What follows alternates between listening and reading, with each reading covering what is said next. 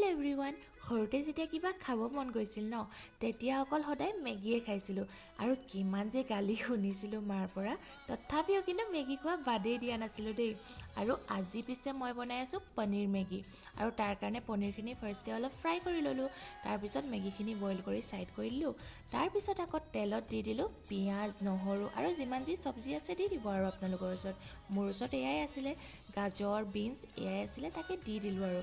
আৰু তাৰপিছত অলপমান ভিনেগাৰ চয়া চচ আৰু মছলাকেইটা দি অলপমান পানী দি লৰাই দিলোঁ পিছে মোৰ ওচৰত টমেট' চচ নাছিলে কিন্তু পিজ্জাৰ লগত অহা সৰু সৰু চচৰ পেকেটবিলাক আছিল নহয় তাকে আৰু যোগাৰ লগাই বনাই দিলোঁ আৰু তাৰপিছত এয়া পনীৰখিনি ধুনীয়াকৈ মিলাই ল'লোঁ তাৰপিছত বইল কৰি থোৱা মেগীখিনিও মিলাই দিলোঁ আৰু এয়া চাওক মিলাই লোৱাৰ পিছত কি টেষ্টি লাগিছে নহয় দেখিবলৈ যিমান টেষ্টি আছিলে খাবলৈও বহুত টেষ্টি হৈছিলে দেই আৰু আপোনালোকেও এনেকৈ বনাই খাই চাব পাৰে তো খাওঁ পিও মাজে কৰোঁ বাই বাই।